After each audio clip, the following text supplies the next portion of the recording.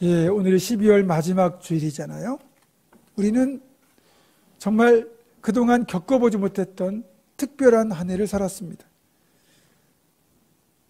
어느 분이 그러시더라고요. 마스크 쓰고 사진 찍었으면 좋겠다고 그랬더니 굳이 벗을 필요가 뭐가 있겠냐. 우리가 몇십 년 뒤에 만약에 사진첩을 쫙 넘겨보면 딴 때는 다 그냥 활짝 웃는 얼굴인데 언젠가 사진을 보니까 다들 마스크를 끼고 있다는 거예요. 왜 그럴까? 그 해에는 코로나라는 것 때문에 마스크를 쓰고 살아야 됐다. 그런 특별한 기념이 되지 않겠냐. 그러면서 굳이 마스크 벗을 필요가 없다. 그냥 사진 찍자. 그러시더라고요. 물론 이렇게 우리가 좀 의미를 담아서 이렇게 보낼 수도 있지만 그냥 현실을 들여다보면 우리는 일상을 송두리째 잃어버렸습니다. 가고 싶은 곳도 못 가고 만나고 싶은 사람도 못 만나고 마스크를 쓰고 불편하게 지내야 되는 그런 상황을 겪고 있습니다. 그것이면 또 다행이죠. 직접적인 경제적 타격도 있는 거예요. 직장이 불안하고 수입이 줄어들고 자영업하시는 분들에게는 뭐 직접적인 타격을 받고요.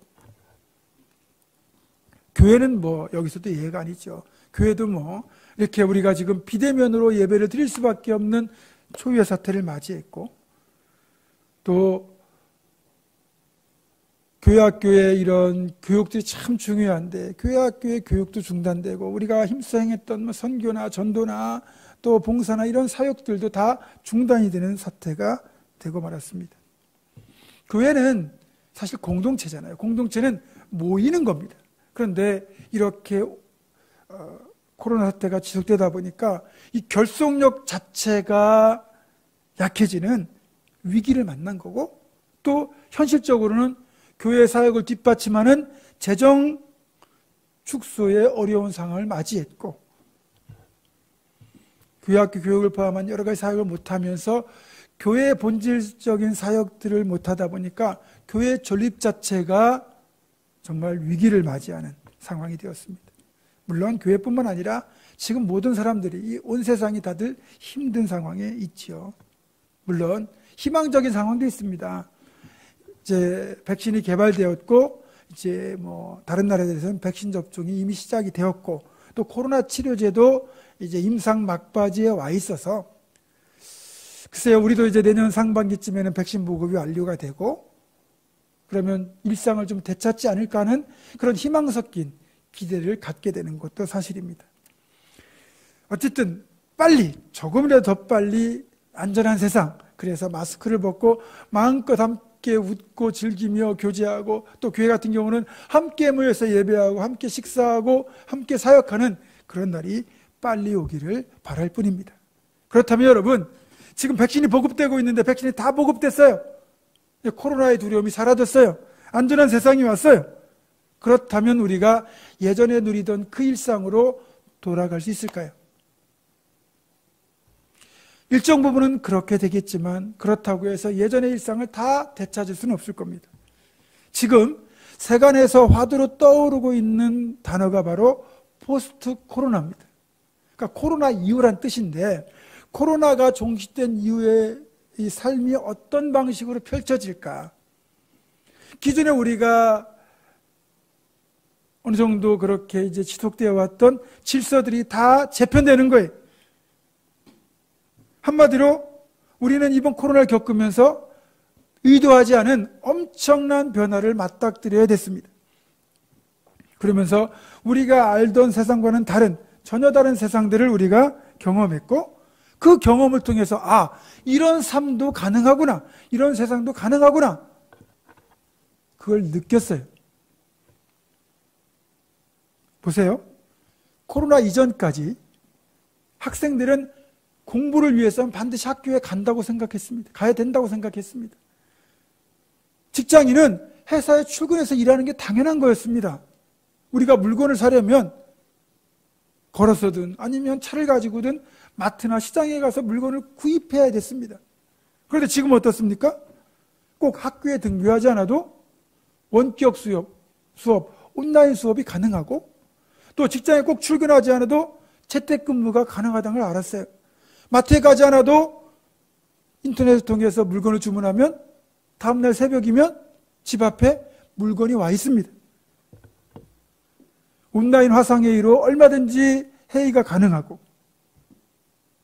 온라인으로 얼마든지 영화를 볼 수 있는 그런 시대가 우리에게 도래한 겁니다. 이런 엄청난 변화를 우리는 코로나 때문에 1년도 안 되는 시간 사이에 다 겪고 있습니다. 교회는 또 어떻습니까? 교회는 본질적으로 예수 그리스도를 머리로 하는 공동체입니다. 2000년 동안 교회는 그렇게 교회의 본질적인 5가지 기능, 예배와 교육과 선교와 봉사와 교제, 이 기능들을 함께 모여서 행해왔습니다. 이거는 2000년 동안 지속되어 온 불변의 진리이자 교회의 본질이었습니다. 그런데 코로나4 때문에 이것도 달라졌습니다. 전쟁 중에도 멈추지 않았던 현장 예배가 코로나 때문에 온라인 가정 예배로 전환이 되었고, 모여서 부르짖는 합심 기도회 대신에 줌이라는 프로그램을 통해서 각자의 집에서 그렇게 프로그램을 통해서 접속해서 함께 기도하는 특별한 기도를 가졌습니다. 그러나 다른 것들은 대체할 수 없는 게 많았죠. 교육과 봉사, 교제 이런 것들은 결코 쉽지 않았습니다.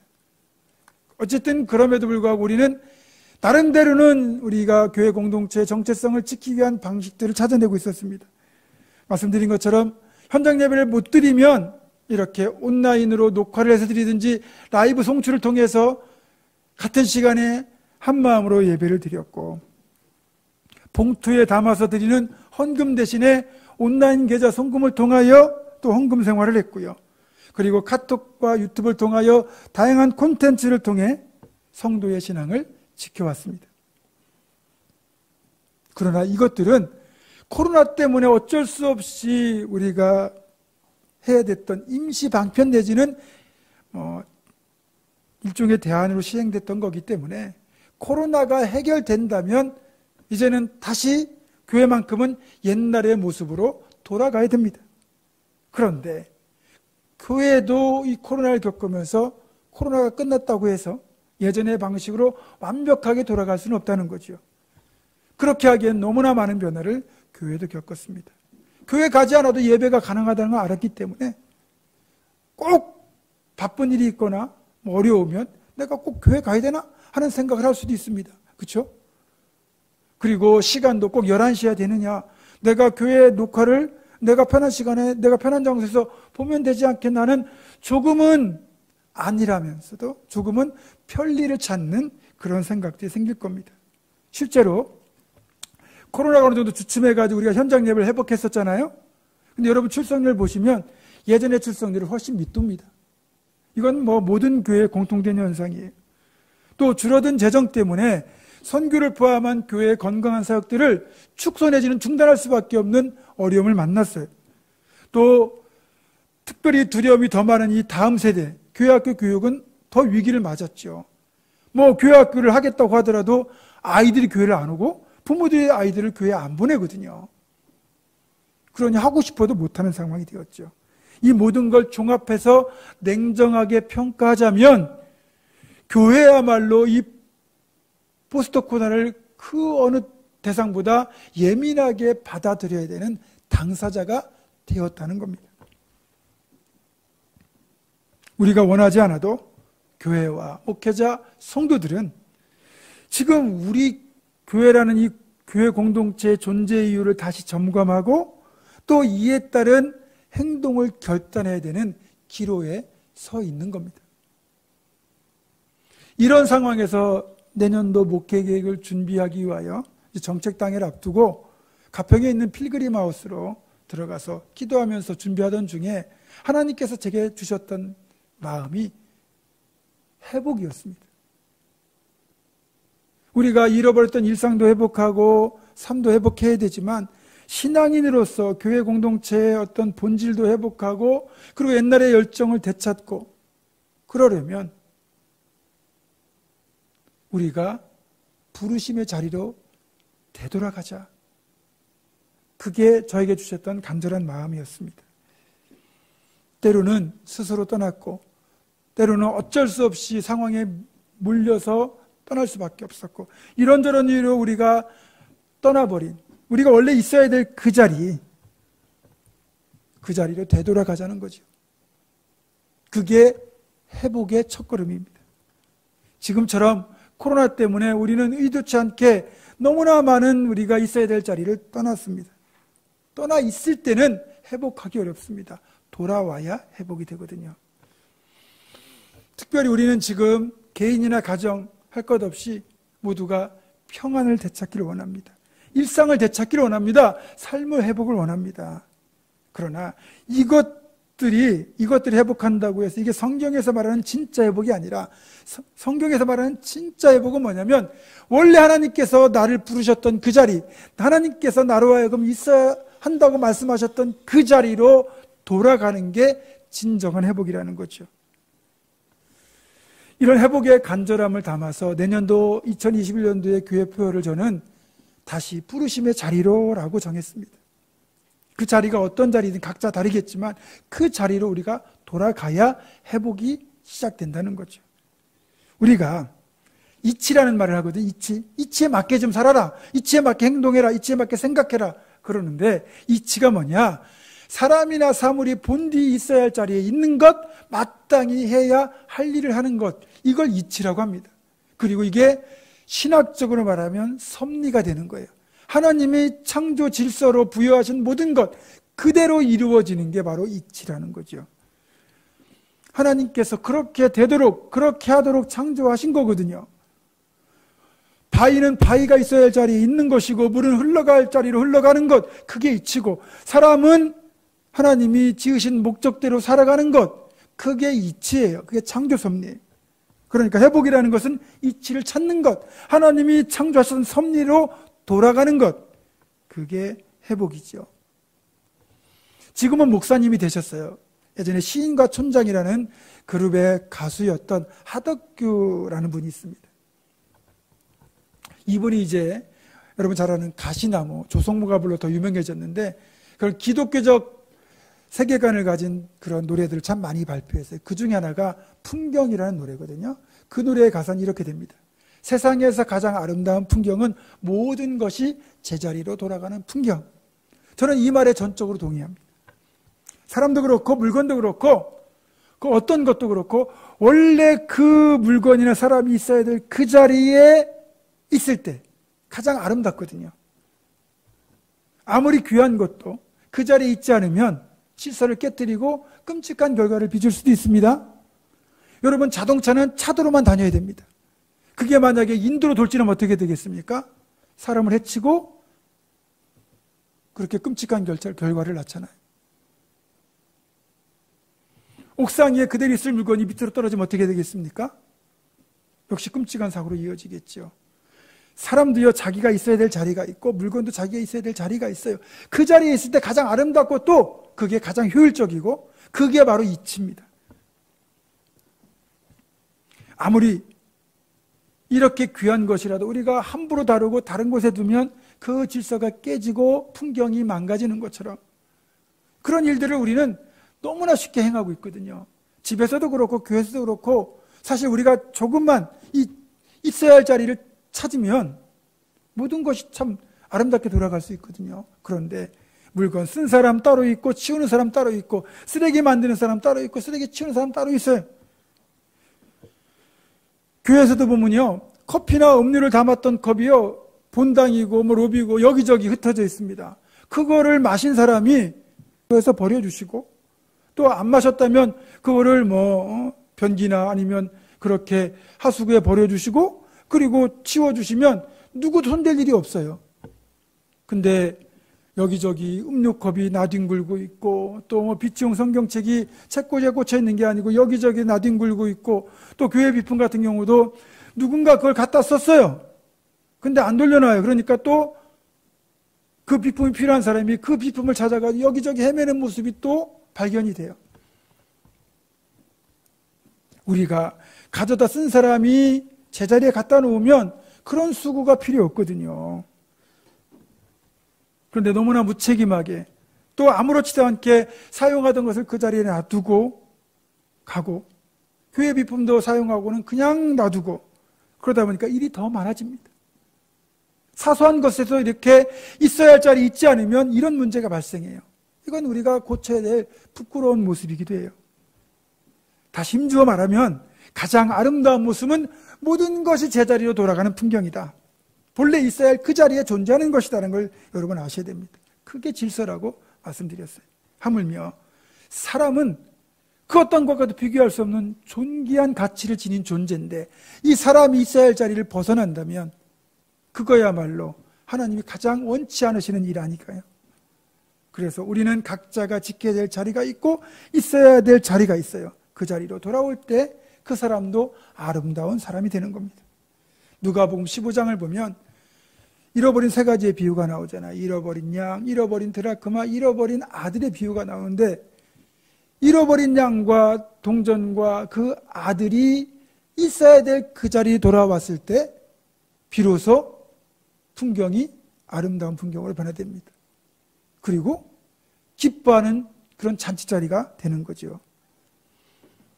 이렇게 우리가 있어야 될 부르심의 여러 자리 가운데 특별히 신앙인들에게 있어서 가장 중요한 자리가 어떤 자리냐? 바로 예배자의 자리가 가장 중요한 자리라는 거예요. 그래서 오늘은 우리가 예배라는 부르심의 자리로 돌아간 야곱이라는 사람의 이야기를 통해서 이 우리가 회복해야 될 예배자의 자리를 한번 살펴보도록 하겠습니다. 우리가 먼저 기억해야 될 것이 하나님이 가장 기뻐하시는 자리가 예배의 자리라는 거예요. 달리 말하면 예배의 자리야말로 우리가 회복해야 될 가장 중요한 자리 중에 하나라는 것, 그 뜻이기도 하죠. 왜냐하면 하나님이 우리를 하나님을 예배하도록 만드셨어요. 그러니까 우리의 존재 이유는 하나님을 예배하는 거죠. 그러니까 예배하기 위하여 예배자의 자리에 있을 때 그게 이치고 그게 질서고 가장 아름다운 모습이라는 거죠. 예배는요, 그 교회 공동체 아까 말씀드린 5가지 기능, 예배와 교육과 봉사와 선교와 교제, 이 5가지 본질적인 기능 중에서 가장 으뜸되는 기능입니다. 예배 없는 공동체는 교회가 아닙니다. 예배가 존재할 때 그 교회 공동체가 진짜 교회 공동체가 되는 거죠. 그리고 하나님은 이 예배를 너무너무 기뻐하시는데 이 예배를 우리가 조금만 더 깊이 들여다보면 어떤 일이 그 안에서 벌어지는 거냐? 우리가 만복의 근원 하나님이라고 그러잖아요. 모든 복의 근원 되시는 하나님인데 우리가 복을 받으려면 복의 근원에 다가서야 돼요. 물을 마시려면 우물로 가야 되는 거 아니겠습니까? 그렇다면 복을 받으려면 복의 근원이신 하나님을 만나고 하나님께 가까이 가야 되는데 하나님을 만나고 가까이 할 수 있는 자리가 어디냐? 예배의 자리라는 거예요. 그런데 하나님은 이 예배의 자리를 기뻐하신대요. 그러면 우리가 예배의 자리에 나가면 하나님을 기뻐하실 것이고 우리를 만나주시면 복의 근원인 하나님으로부터 우리에게 복이 임할 수밖에 없어요. 하나님께 창조하신 이 모든 시간들, 모든 장소가 다 복되고 그렇지만 특별히 하나님께서 우리로 하여금 예배할 수 있도록 구별해 주신 이 예배 시간, 그리고 예배하는 이 장소인 예배당은 그 시간과 장소 중에서도 더 특별히 복된 시간, 복된 장소인 거예요. 그리고 그렇게 복을 받은 우리 존재들이 복되신 하나님께 예배하는 이 예배 행위야말로 가장 복된 행위가 되는 거죠. 그러니까 한마디로 말하면 이 예배의 자리에 우리가 있다는 것은 축복 중에 축복이다. 이렇게 아시면 됩니다. 그러면 이 복의 근원이신 하나님을 예배를 통해서 만날 수 있는데 어떻게 이것이 가능한가? 하나님은 요한복음 4장을 보면 예배하는 자들을 찾으시고 만나 주신다고 말씀하고 있습니다. 우리가 하나님을 찾아가는 게 아니고 우리가 하나님을 예배할 때 하나님이 우리를 찾아와 주신대요. 그러니 우리는 예배의 자리에 예배자로 참석하고 있으면 하나님 우리를 찾아와 주셔서 만나 주시고 여기에서부터 하나님이 주시는 복과 평안이 우리 가운데 넘쳐나게 임하는 일들이 일어나는 거죠. 예배당은 구약이 가지고 있는 이 성전, 성소의 기능 중에서 예배의 기능을 그대로 이어받은 오늘날의 성전입니다. 그렇죠? 우리 자신도 성전이지만 그런데 구약에서 이 성수를 회막이라고 불렀어요. 영어로는 텐트 오브 미트인데 다시 말하면 하나님을 만나는 장막, 하나님을 만나는 자리라는 거예요. 그러니까 예배하는 이 자리는 하나님을 만나는 자리라고 이미 규정이 되어 있어요.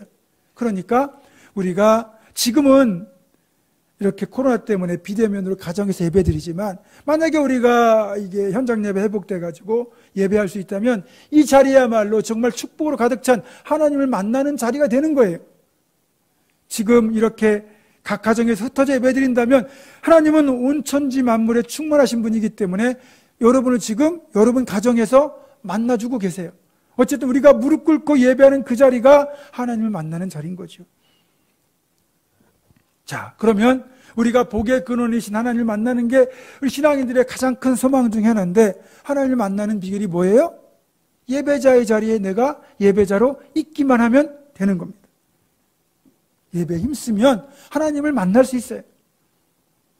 그리고 우리가 사람이라면 누구나 행복을 꿈꾸지 않습니까? 행복하고 싶잖아요. 행복하려고 그렇게 죽으라고 일하면서 돈도 버는 거고, 행복하려고 결혼하고 행복하려고 신앙생활 하는 거잖아요. 그런데 행복의 비결이 어디에 있습니까? 다른 데 없습니다. 우리 인생은 하나님을 만나야 행복합니다. 하나님을 만나야 평안합니다. 하나님을 만나야 복 받습니다. 그런데 이렇게 하나님께서 우리에게 행복과 평안과 복을 정말 주고 싶은데 우리가 예배자의 자리에 없으면, 즉 예배를 우리가 피하면 하나님을 피하는 것이 되는 거고, 하나님이 복을 주고 싶어도, 평안을 주고 싶어도, 행복을 주고 싶어도 줄 수가 없는 거 아닙니까? 하나님을 피할수록, 즉 예배의 자리에 우리가 없게 되면 인생은 행복해지는 게 아니라 불행해지고, 마음이 평안해지는 게 아니라 불안해지고, 복을 받는 게 아니라 더 삶이 고달파집니다. 야곱이 그 사실을 잘 보여줘요.